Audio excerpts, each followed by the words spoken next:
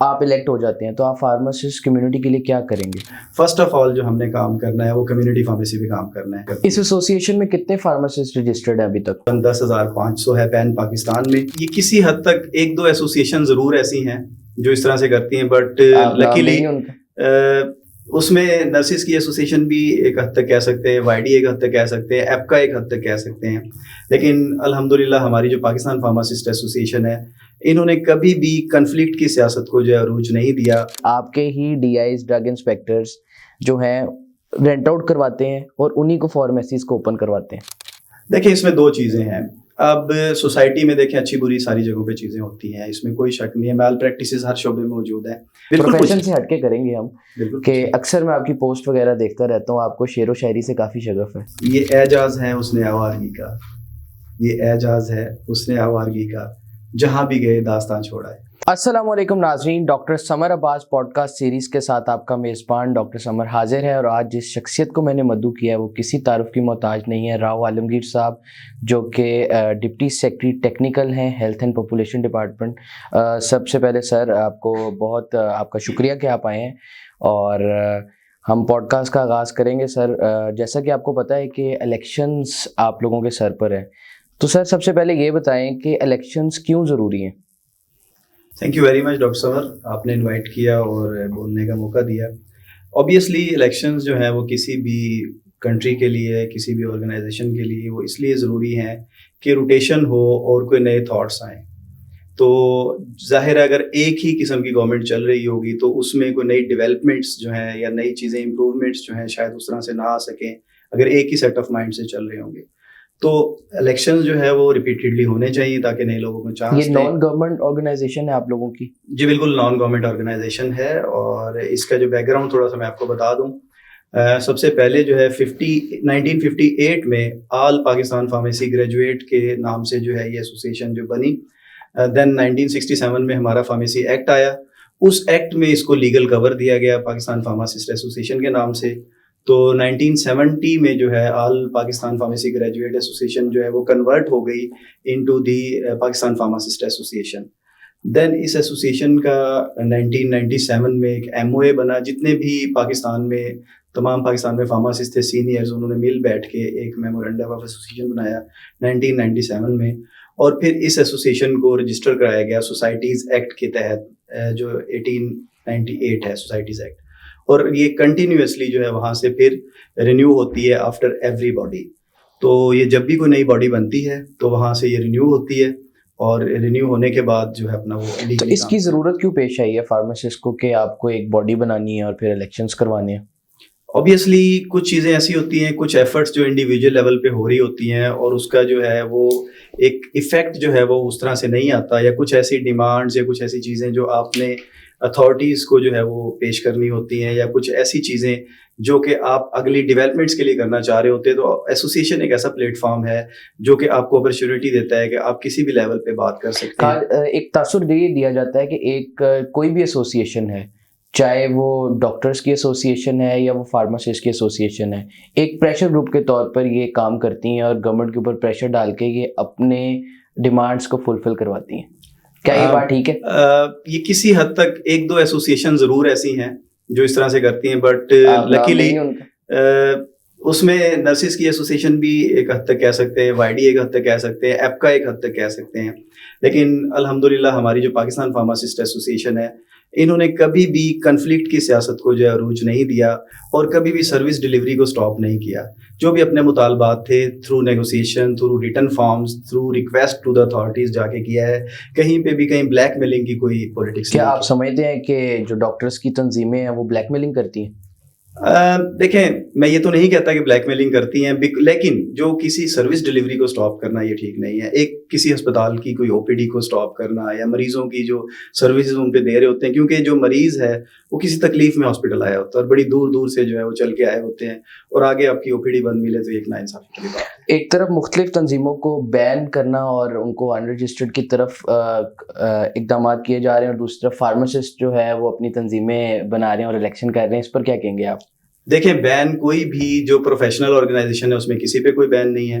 Anti government जितनी association है उन पे बैन है, वो गवर्नमेंट का लीगल राइट है। जाहिर है आप गवर्नमेंट के खिलाफ कोई भी एक्शन करेंगे तो गवर्नमेंट का ड्यू राइट है कि वो उनको बैन करे। हमारा काम तो है आपके प्रोफेशन को प्रमोट करना है, प्रोफेशन में नई डेवलपमेंट लेके आना है, और नॉन पेड ऑर्गेनाइजेशन है, इसमें किसी को कोई पे नहीं दी जाती। इसमें जस्ट जो वॉलंटरी वर्क होता है जो आपने करना होता है अपनी for the betterment of their profession और for betterment of the public. Patient oriented हमारी जो है वो एसोसिएशन है जो कि पेशेंट वेलफेयर के लिए काम करती है। इस एसोसिएशन में कितने फार्मासिस्ट रजिस्टर्ड हैं अभी तक? देखें जो वोट कास्ट करेंगे आपके 5 दिसंबर के इलेक्शन पर, इस साल की जो रजिस्ट्रेशन है वो तकरीबन 10,500 है पैन पाकिस्तान में। और फार्मासिस्ट कितने हैं पूरे पाकिस्तान में? 65,000। तो सर इतने थोड़े क्यों हैं? 10,000 ने रजिस्ट्रेशन करवाई है, उसकी क्या वजह? सर उसकी वजह ये है कि एक तो रजिस्ट्रेशन का प्रोसेस हमारा जो है वो ये है कि हर 2 साल के बाद आपको रजिस्ट्रेशन जो एसोसिएशन के साथ करानी पड़ती है। इसको थोड़ा सा रिडिफाइन होने की ज़रूरत है। आल्दो के इस दफ़ा हमने एक पायलट प्रोजेक्ट रन किया है कि ऑनलाइन रजिस्ट्रेशन को भी जो है वो इनेबल किया कि ऑनलाइन भी लोग अपने पास जो है घर पे बैठ के इजीली रजिस्ट्रेशन करा सकें, बट अनफॉर्चुनेटली उसका भी टर्नओवर जो है वो इतना ज़्यादा नहीं रहा। दूसरी बात ये है कि अभी थोड़ी देर पहले आपने क्वेश्चन किया था कि हमारी एसोसिएशन जो कोई प्रेशर ग्रुप नहीं है, तो जाहिर है इस तरह से लोगों की उसमें इंटरेस्ट भी नहीं है जिस तरह से होनी चाहिए कि लोग जो जिसको जो फॉलो कर रहे होते हैं बहुत ज़्यादा। तो लेकिन आप अगर वाइस वर्सा अपनी भी आप एसोसिएशन देखेंगे पीएमए या वाईडीए, तो वहाँ भी हर डॉक्टर तो रजिस्टर्ड नहीं है। उनकी भी रजिस्ट्रेशन मेरा नहीं ख्याल कि किसी भी ऑर्गेनाइजेशन की आपकी मोर देन 50% हो। तो एक दफ़ा जब आप रजिस्टर्ड कर लेते हैं, इलेक्शंस होते हैं, फिर जब दोबारा इलेक्शन आते हैं, तो फिर क्यों ज़रूरत महसूस होती है कि आप दोबारा फार्मासिस्ट को, जितने भी फार्मासिस्ट हैं उनको आप दोबारा रजिस्ट्रेशन की तरफ जाएं, उनसे आप दोबारा फीस पे करवाएं और फिर आप इलेक्शंस करवाएं? जो एक दफ़ा रजिस्टर्ड हो जाता है तो वो आप फॉर एवर क्यों नहीं रखते?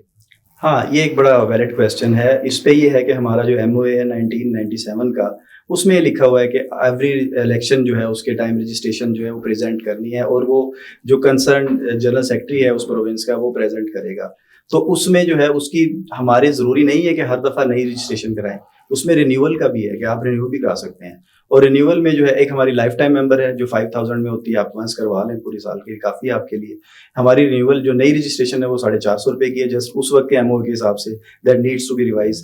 और जबकि रिन्यूअल जो है वो 250 है, वो आपको हर 2 साल के बाद करनी है। तो ये कोई इतनी बड़ी फीस तो नहीं है जिसमें कोई इशू हो। हाँ, अगर ऐसा कोई इशू है तो लाइफ टाइम करवा लें, बहुत से लोगों ने करवाई हुई।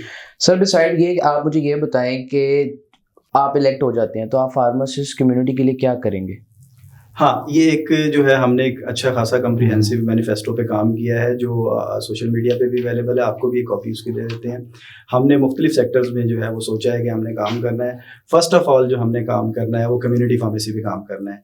यू नो वेरी वेल कि कम्युनिटी फार्मेसी का स्कोप जो पूरी दुनिया में फार्मासिस्ट की इंडक्शन है वो 85% of the pharmacist go to the community pharmacy, but in Pakistan hardly 10 to 15% pharmacist जो है वो एक्टिवली इंगेज हैं कम्युनिटी फार्मेसी में। तो इस नंबर को हमने इंक्रीज करना है और पूरी कोशिश करेंगे कि मैक्सिमम इसको इंक्रीज कर सकें। अब गॉड नोज बेटर कि हम कहाँ तक इसमें सक्सेसफुल होंगे। प्लस कुछ उसमें हम कोशिश करेंगे सॉर्ट ऑफ, आल्दो के थोड़ा सा कन्फ्लिक्टिंग है कि सॉर्ट ऑफ कोई इंडिपेंडेंट प्रिस्क्रिप्शन राइट्स को फार्मासिस्ट को थोड़े बहुत मॉलिक्यूल्स के, ताकि पेरिफेरी में जहाँ पे इतनी क्वैकरी है और लोगों की जानों से खेला जा रहा है, क्वैकरी को रिड्यूस किया जाए और फार्मासिस्ट की इंटीग्रिटी भी वहाँ थोड़ी सी बेहतर हो। प्लस हम उसमें कोशिश करेंगे कि जो वैक्सीनेशन है पूरी दुनिया में फार्मासिस्ट कर रहा है अपनी फार्मेसीज पे, बट अनफॉर्चुनेटली पाकिस्तान में ये रोल अभी तक डेवलप नहीं हुआ। उस पर हम कोशिश करेंगे कि वैक्सीनेशन भी जो है फार्मासिस्ट को इनेबल करवाई जाए। तो ये हम कम्युनिटी फार्मेसी के लिए सोचेंगे। देन हमारी इंडस्ट्रियल फार्मेसी है, जो इंडस्ट्री में जो लोग सर सबसे ज़्यादा यहाँ पे ना जॉब्स के लिए सुनना चाहते हैं आपसे, जो हमें देख रहे हैं ना वो जॉब्स में इंटरेस्टेड है। जॉब्स के लिए आप क्या करेंगे? सर यही एक देखें, ये एक माइलस्टोन होगा। अभी इस वक्त अगर आप फिगर देखें ना, हमारे फार्मासिस्ट कोई अराउंड 5,500 के करीब डिस्ट्रीब्यूशन के लाइसेंसेज हैं जो सिर्फ फार्मासिस्ट वहाँ पे होते हैं, ठीक है। और फार्मासिस्ट आल्दो के वहाँ पे मौजूद हैं। कम्युनिटी फार्मेसी में जब तक आ जाए हमारा कोई 13,500 का नंबर है, बट एक्टिवली 10-12% लोग वहाँ पे मौजूद हैं जो मौजूद नहीं है। जब मौजूद होंगे अल्टीमेटली जॉब क्रिएशन होगी। जब आपके 13-14 हज़ार फार्मासिस्ट जो वहाँ पे इंगेज होंगे कम्युनिटी फार्मेसी में और उनको उनका ड्यू रोल दिया जाएगा, जॉब ही जॉब। सर आपकी वीडियो में देख रहा था, आपने कहा कि जिस फार्मेसी में फार्मासिस्ट नहीं है उसका शटर डाउन कर दिया जाए, और फार्मासिस्ट अगर खुद ये कैटेगरी वहाँ पे रेंट आउट ना करे तो अनएम्प्लॉयमेंट एक हफ्ते से ख़त्म हो सकती है। उसी पोस्ट के नीचे कमेंट्स में थे कि आपके ही DIs ड्रग इंस्पेक्टर्स जो हैं रेंट आउट करवाते हैं और उन्हीं को फार्मेसीज को ओपन करवाते हैं। देखिए इसमें दो चीज़ें हैं। अब सोसाइटी में देखें अच्छी बुरी सारी जगहों पे चीज़ें होती हैं, इसमें कोई शक नहीं है, मैल प्रैक्टिसेस हर शोबे में मौजूद है। बट इस वक्त पिछले कोई 5-7 साल से जहाँ तक मैं देख रहा हूँ कि कैटेगरी रेंटिंग को हर लेवल पे डिस्करेज किया जा रहा है। फार्मासिस्ट भी डिस्करेज कर रहे हैं, ड्रग इंस्पेक्टर भी डिस्करेज कर रहे हैं। हाँ, कहीं पे कोई आ जाए कोई ऐसा इशू, बिकॉज बहुत सारी फीमेल्स हमारी कम्युनिटी में जो है वो फार्मेसी कर रही हैं और उनके लिए कोई जॉब का इशू हो तो शायद कोई सपोर्ट करता हो, बट इसको सपोर्ट करना नहीं चाहिए, क्योंकि अगर आप जो है इसको सपोर्ट करेंगे तो आप किसी का राइट मारेंगे, जो किसी का राइट जो है तल्फ होगा, जो वहाँ पे जॉब करना चाह रहा होगा एक्टिवली। बाकी आपने शटर डाउन वाली बात की, बड़ी अच्छी बात की। इस पे मेरे ही कोलीग्स ने मुझे ये फतवा लगाने की कोशिश की कि आपने एक्ट में नई तब्दीली ले आए हैं, ऐसा कुछ मौजूद नहीं है। देखिए, हमारे एक्ट में पंजाब में फॉर्म 3 मौजूद है, फॉरबिड करना सेल को, सेल स्टॉप करना, तो it's a sort of stopping of cell ना, आपके पास मौजूद है। आपने लाजमी पहले ही वार में गर्दन उड़ानी है। जरूरी तो नहीं कि आप इमीडिएटली जाके इतना उसका चालान कर दें, सील कर दें, उसको आप गाइड करें, सिखाएं, एक तो छोटी छोटी पनिशमेंट दें, इसी से आपका बहुत सारा सिस्टम ठीक हो जाएगा। लेकिन अनफॉर्चुनेटली हमारे जो कुछ वो एक्सट्रीमिस्ट टाइप के हमारे ही कुलीग हैं जिन्होंने कमेंट उस पोस्ट पे किए हैं बहुत ज्यादा, तो उन्होंने कहा है जी कि उनको तो सील कर देना चाहिए, बंद कर देना चाहिए। यार, हमारी सोसाइटी की रिक्वायरमेंट भी तो देखें ना। सर, जूनियर्स के लिए क्या पैगाम देंगे जो भी फ्रेश ग्रेजुएट्स हैं, फार्मडी जिन्होंने किया है, तो वो जॉब को परस्यू करें, बिजनेस को परस्यू करें? एक मेंटेलिटी है लोगों की कि हम क्या करें, फार्मडी की जो डिग्री है वो डिप्रेशन का शिकार होते हैं अक्सर कि ये जो डिग्री है इसमें जॉब्स नहीं है, काश हम डॉक्टर बन जाते। तो क्या एक मैसेज देंगे यंग जनरेशन को? सबसे पहला मैसेज ये है कि अपने अंदर स्किल पैदा करें। दूसरा मैसेज ये है कि एक्सपीरियंस गेन करें। विदाउट एक्सपीरियंस अगर आप जो है बिजनेस करेंगे तो फ्लॉप होने के चांसेस बहुत ज़्यादा हैं। आप कम अज़ कम किसी भी फील्ड में 2 साल का एक्सपीरियंस गेन करने के बाद, 2 साल आप फॉरेन में चले जाएं। फॉरेन में क्या दरख्तों में पैसे लगे हुए हैं? वहाँ भी तो मेहनत करनी पड़ती है। और सेटलमेंट में 3 से 4 साल वहाँ पे भी किसी भी फील्ड का बंदा हो 3 से 4 साल लगते हैं। तो पाकिस्तान में भी बहुत सारे फार्मासिस्ट मैंने ऐसे देखे हैं जो 2 से 3 साल में 6 डिजिट सैलरी पे भी चले गए, या जिन्होंने अपना बिजनेस शुरू किया बहुत अच्छा, मतलब 3 साल में लोगों ने चेन फार्मेसी बनाना शुरू कर दी। यहाँ पे भी एग्जांपल आपके पास इंडिजिनियस एग्जांपल्स हैं। आज आपने एक फार्मेसी बनाई है, 3 साल के बाद आपने चेन की लाइन शुरू की, हर 6 महीने बाद नई ब्रांच बनाना शुरू हो गया। सही है। बट एक्सपीरियंस जरूरी है अगर आपने अपना बिजनेस भी करना है या आपने किसी तरफ भी जॉब में जाना है। 2 साल का एक्सपीरियंस जरूर है। और मैं जो मेल फार्मासिस्ट जितने हैं उनको तो रिकमेंड करूंगा कि एटलीस्ट सेल्स एंड मार्केटिंग की जो है 2 साल का टच जरूर करें, जरूर लें। 2 साल का टच आपको वो एक जीना सिखाती है, आपको डेकोरम सिखाती है, आपको कम्युनिकेशन स्किल सिखाती है, तो वो बहुत जरूरी है आप आगे बढ़ने के लिए। अच्छा सर, बी कैटेगरी के बारे में आपकी क्या ओपिनियन है? क्या बी कैटेगरी एक डिप्लोमा है, ठीक है, होना चाहिए, असिस्टेंट टू फार्मासिस्ट होने चाहिए, लेकिन क्या उनको मेडिकल स्टोर खोलने की इजाज़त होनी चाहिए? देखिए, that all depends the scenario of the country. ये चीज़ बड़ी डिबेट में रही है हमेशा। हमने हमारे सीनियर्स ने जब एफर्ट की 2007 में कि जो डिस्पेंसर्स हैं उनके लाइसेंस को कर्टेल किया कि अब लाइसेंस जो है बी कैटेगरी को दी जाएगा 2007 में। तो उस वक्त जब नंबर देखा गया तो 50,000 के करीब जो आउटलेट्स थे टोटल पाकिस्तान में, पंजाब में, जबकि हमारे फार्मासिस्ट का फिगर उस वक्त जस्ट 6,000 था। तो अब उसको मैच करने के लिए जो है ना वो डिफरेंट था। उस वक्त सिनेरियो और था। आज के सिनेरियो में अगर बात करें, इस वक्त का जो नंबर है वो अराउंड 45,000 के करीब है। और हमारा फार्मासिस्ट जो है वो टोटल अभी जो है वो 39,700 के करीब का काउंसिल का फिगर चल रहा है इस टाइम। तो स्टिल अगर सारे के सारे भी रिटेल में आ जाए ना, तब भी थोड़ा सा गैप है। तो इसको ये है कि हाँ, अल्टीमेटली अगले 2-4 साल के बाद ये बिल्कुल जो है रिप्लेस हो जाना चाहिए। और ये जहाँ पे लोग कहते हैं जी, कुछ लोग आपको भी शायद कहते हो या हमारे कोलीग्स को भी कहते हैं कि जी बी कैटेगरी ने फार्मासिस्ट को खाया है या रिप्लेस किया है, बट मैं इसके टोटली अपोजिट बात करूंगा। 2007 की बात कर लें, उस वक्त जो है तकरीबन 3,000 फार्मासिस्ट के लाइसेंस थे उस वक्त।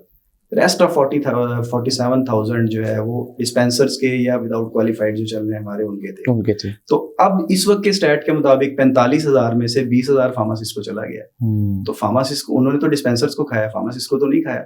फार्मेसी ने तो ग्रो किया है, बहुत ज्यादा ग्रो किया है। आज से 10 साल पहले कितनी चेन आपको लाहौर में नजर आती थी? अब आपको हर किलोमीटर के बाद कोई चेन फार्मेसी नजर आ जाती है। 500 मीटर्स में हर किलोमीटर 2 किलोमीटर के बाद आपको कोई ना कोई चेन फार्मेसी नजर आ जाती है। और लाहौर में कोई भी ऐसी चेन फार्मेसी नहीं है जहाँ पे फार्मासिस्ट मौजूद ना हो, इवन राउंड द क्लॉक मौजूद ना हो। स्कोप बड़ा है, बिल्कुल बड़ा है। सर, एक एक्सपेक्टेड सैलरी क्या होनी चाहिए एक फ्रेश ग्रेजुएट की जो कि फार्मेसी रिटेल फार्मेसी वाला है या फार्मास्यूटिकल इंडस्ट्री है वो ऑफर करें और आपका जो फार्मासिस्ट है वो जॉब को एक्सेप्ट करे?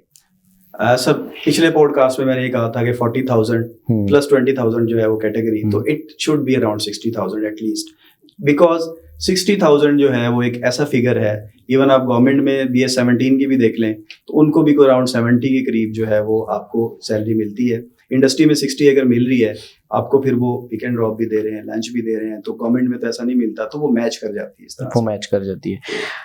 अच्छा सर, ये बताएं कि जो काउंटर फीड या जाली मेडिसिन है और जो नेशनल फार्मा की मेडिसिन है, इनमें क्या फ़र्क है? देखिए, काउंटर फीड जो होती है वो किसी भी एक अच्छी चीज़ की जो है कॉपी, मतलब कोई भी चलने वाला ब्रांड है उसकी कॉपी किसी ने बना ली और वो लीगली नहीं बनाई, तो दैट इज काउंटर। वो कहाँ पे बनती है? कहीं भी बन जाती है। वो बनाने के लिए उनके लिए बहुत सारे छोटी कंपनियां भी शायद बना रही हूँ। ये तो हमारे पंजाब गवर्नमेंट में हमारे ख्वाजा इमरान नज़ीर साहब की सरबराही में इस पे बड़ा काम हुआ है, पिछली गवर्नमेंट में भी, इस गवर्नमेंट में भी, और उन्होंने बड़े रेट्स किए हैं।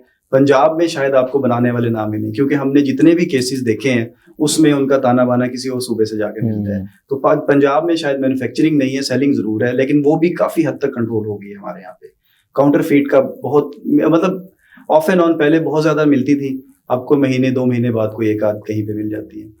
सर इलेक्शन में कितने पूरी उम्मीद है कि आपका पैनल जो कि PPA I think professional pharmacist group, कितने % आप होपफुल हैं कि आपका पैनल विन करेगा? मैं तो 100% हूँ। आपके साथ कम्युनिटी खड़ी है? अल्हम्दुलिल्लाह खड़ी है। चलिए, आपको हमारी तरफ से best of luck for the elections. And पे आपसे 1-2 सवाल प्रोफेशन से हटके करेंगे हम, कि अक्सर मैं आपकी पोस्ट वगैरह देखता रहता हूँ, आपको शेर व शायरी से काफ़ी शगफ है, तो कुछ हमारे नाजरीन को सुना दें। बस एक शेर जो है इस वक्त आपकी बात से मुझे याद आ गया, ये एजाज है उसने आवारगी का, ये एजाज है उसने आवारगी का, जहां भी गए दास्तान छोड़ा है। सर लगता है कभी आपका दिल टूटा? कई बार। तो राव आलमगीर साहब, बहुत शुक्रिया आपका, आपने टाइम दिया। तो जी नाज़रीन, मैं उम्मीद करता हूँ काफ़ी इंफॉर्मेटिव लगा होगा हमारा पॉडकास्ट। मुझे इजाज़त दें, मिलते हैं नए मेहमान के साथ नई जगह पर। अल्लाह हाफिज़।